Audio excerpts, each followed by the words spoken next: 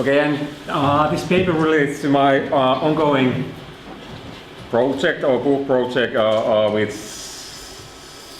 I hope will come out soon, but I'm sure yet. So it's about it. The title of the book is on the origins of biopolitics, on the origins of biopolitics, and my argument in the book is that biopolitics is not exclusively a modern phenomenon, but can be traced back to ancient Greece, and this is kind of against Foucault's argument, especially in the History of Sexuality 1. And but on the other hand, I kind of agree with Foucault that we can make a distinction between biopolitics and what he calls juridico-discursive or juridico-institutional political imagination. But my point is that this juridico-institutional conception of politics is much more recent than biopolitical conception of politics. So biopolitics is more ancient idea than this juridico-institutional, and I think that the juridico-institutional idea of politics is more like a modern or early modern phenomenon. But in this seminar, my aim, my intention is to talk about more about Giorgio Agamben. And as you probably know, that in Homo Sacer, sovereign power and bare life, Agamben also argues that biopolitics is not an exclusively a modern phenomenon, but can be traced back to ancient Greece. And in this regard, I agree with him. But Agamben's account of Greek biopolitics is not unproblematic. First, I have several points, but let's start with this one. And it is very speculative and virtually without no textual evidence. Agamben refers to a couple of passages from Aristotle, but these passages doesn't deal with the biopolitical regulation of the city and its population. Rather, they pertain to the fact that the Greeks had two notions referring to life. Zoe, Agamben says it is unqualified life shared by all living beings, and bios, a particular form of life. In account of this distinction, Agamben develops his idea of inclusive exclusion, in which the simple fact of living, or zoe, is included in the political form of life, or bios, in the mode of exclusion. His inclusive exclusion is then, Agamben claims, the founding act of the political form of life. Agamben's reference is Aristotle, but the first problem is that there is no such a thing as unqualified or formless life in Aristotle. In Aristotle's view, every living being has a soul, psyche, and the soul is precisely the form of a body. Every life is thus qualified by definition. Secondly, and more importantly, natural life is not included in the polis in the mode of exclusion in Aristotle's politics. When Aristotle writes in the Politics that polis exists for good life, or eugen, and not for mere natural life, gen monon, he doesn't mean that the natural life must, as Agamben thinks, be pushed in the margins of political order. What Aristotle means is that the aim of politics and state administration is to produce good life by developing the immanent potentialities of natural life and to bring these potentialities to fruition. The aim of politics is not to set aside the animality of man, but to unfold the hidden potentialities of this animality, just like the gardener unfolds the hidden potentialities of his plants by providing them with fertile soil and proper nurture.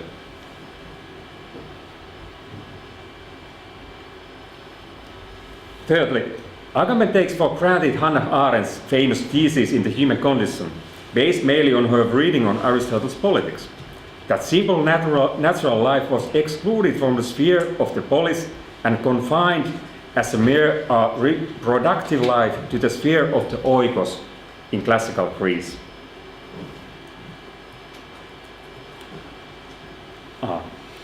Yet even a superficial look at Aristotle's Politics reveals that the affairs of the oikos are not excluded from politics, but are, on the contrary, the primary target or object of the state administration.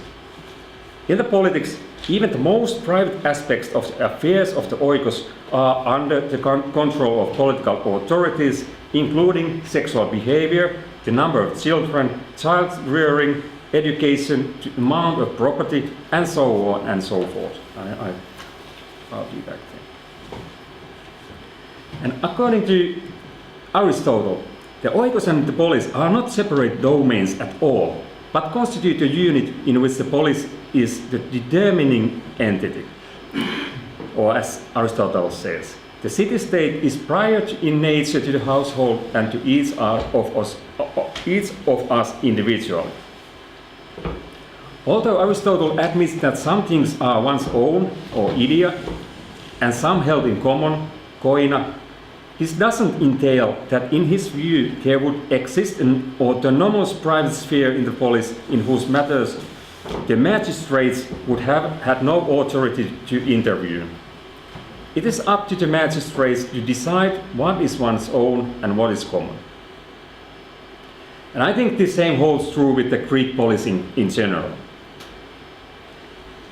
If state intervention in the private sphere had been a delicate issue for Aristotle to deal with in the context of classical Greece, he would have needed to legitimize it somehow. Yet we cannot find even a hint of possible legitimacy problems concerning such control in politics. And for good reason, I think. I think Aristotle's attitude reflects the organization of life in actual polis, in actual Greek polis, characterized by an exceptionally low threshold between the public and the private spheres, as Mika says here in his study of Greek polis and Aristotle. Or I quote, "The interpretation of economic, political, social, moral, and religious aspects of life, the public and private realms, was much more intense and complete in the polis than in any other form of state, ancient or modern." This threshold between private and public in a Greek city-state was so low because the critical city-state was not a modern liberal space constituted by different autonomous spheres such as private, cultural, economic, religious, and so on sphere that would lie beyond the reach of political regulation. The Greek city-state was not the liberal, but used Carl Smith's infamous formulation, a total state, a state that intervenes, if it so wishes, in all possible matters, in economy and in all the other spheres of human existence. In the total state, there is no distinction between the state and society, and the same holds true for the Greek polis.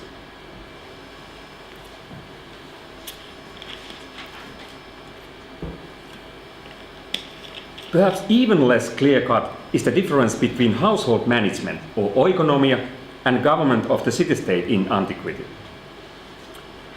It is well known that for Xenophon, for instance, the distinction between the affairs of the oikos and those of the polis was an artificial one, as between them there is no difference of nature but merely that of degree.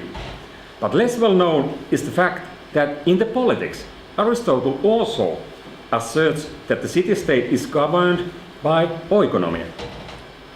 Every politeia, Aristotle writes in Politics, must be governed both by its nomoi and by oikonomia. And he doesn't say so only once, but a number of times.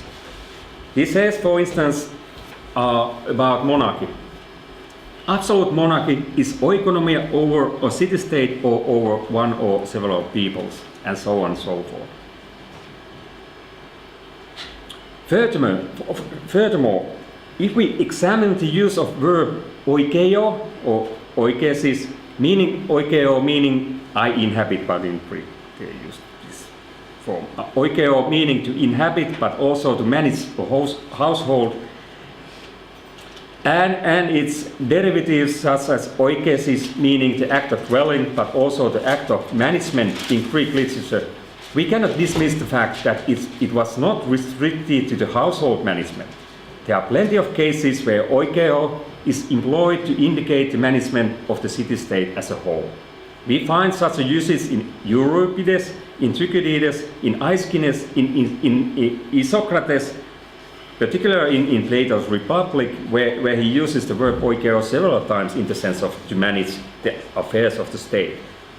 But we find it a number of times also in Aristotle's Politics, when it is used, the verb oikeo in that sense. And I think that I'm not lying that much if I say that oikeo or oikesis is the most common verb referring to the state administration in Greek literature. Yet, it is not only the indistinction of the polis and the oikos, or of the economic and political administration of the city, that renders Aristotle's Politics as a treatise of biopolitics. It is such a treatise also and primarily because of the ultimate aim and the principal means of politics. So, what is the ultimate telos of politics? Of course, everybody knows. It is to ensure the well-being or eudaimonia of the city-state and the happiness, makarios, of its inhabitants. The best constitution, Aristotle writes in the Politics, is the constitution under which the city-state would be most happy. It is the constitution under which the inhabitants of the city-states have the best opportunity for happiness.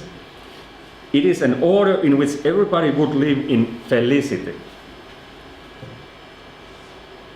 Second, and now it's about the means of politics. The principal and the most effective means for achieving this end, I mean the happiness, is the regulation of the quality and the quantity of population. I quote, as to the necessary things for the state to be considered, there first comes, its protos, the question of population, its quantity and its natural quality. Third, in addition to education, the control of sexuality and reproduction is, according to Aristotle, the principal means to regulate the quality and the quantity of population. I quote, because it is the duty of the lawgiver to consider from the start how the children reared are to obtain the best bodily frames, he must first pay attention to the union of the sexes and settle when and in what condition. So when and in what condition a couple should practice matrimonial intercourse. To this end, authorities must see to it that people do not get married too young, because the offspring of the young are more imperfect, as Aristotle says in Politics. They must also decide how long it is suitable for a couple to serve the state by producing children, for the offspring of parents who are too old are either weaklings, or I quote Aristotle again, or born imperfect both in body and mind. Finally, the maximum number of offspring must be fixed by the state. And these two rules, the age limit and the number of children, must be implemented by threat of abortion. I quote. If any people have a child as a result of intercourse in contravention of these regulations, and there are several regulations in politics, abortion must be practiced on it. And fourth, As an eminent naturalist, Aristotle also held that state policies must be adjusted to the immanent process of nature or physics. Good lawmakers must have a general knowledge of nature, as he said in Protrepticus. Like any other arts, politics aims at developing nature, at bringing it to fruition, and if it's necessary, at filling up nature's deficiencies, as Aristotle says in politics. For mistakes, and I quote now Aristotle's physics, are as possible in the operations of nature as in the operations of art or technique.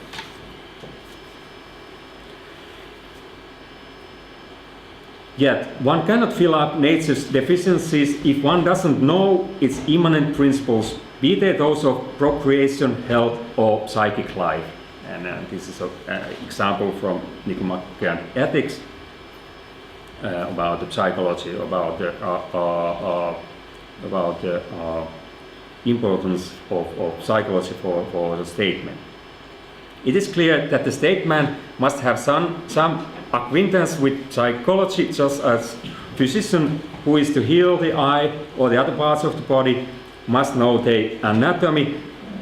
The student of politics, therefore, as well as the psychologist, must study the nature of the soul, for here we do so as an aid to politics, the politicians.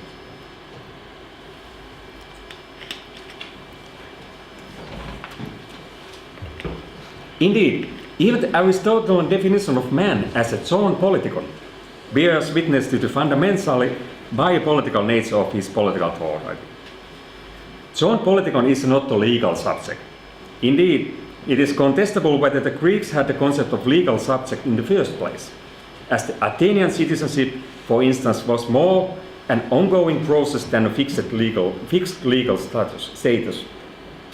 It was not a legal subject, let alone a political animal in the modern sense of the political. Zoon politikon is a definition of a human being as an animal to whom it is natural to live in an organized community seeking for common good, just like it is natural for bees and ants to live in such a community, as Aristotle writes in the History of Animals. In other words, the ultimate aim of the art of government is to promote the well-being of the city-state and the happiness of its inhabitants, the main means for achieving this end being the regulation of the quality and the quantity of population through the control of sexuality and according to the immanent norms of life. If this is not biopolitics, then what is? So, I thus agree with Agamben that already Greek political categories were biopolitical categories. To my mind, however, the Greek conception of politics is much more biopolitical than Agamben dares to suggest.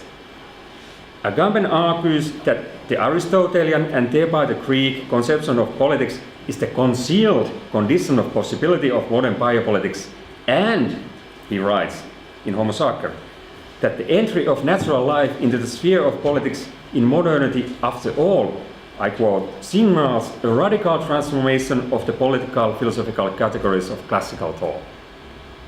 In this paper, I have argued that Aristotle's political philosophical categories are biopolitical to the bone, at least if biopolitics denotes those administrative intervention in the lives of individuals, particularly to their sexual habits, by means of which one attempts to control and manipulate the quality and the quantity of population in order to increase the power, prosperity, and happiness of the state.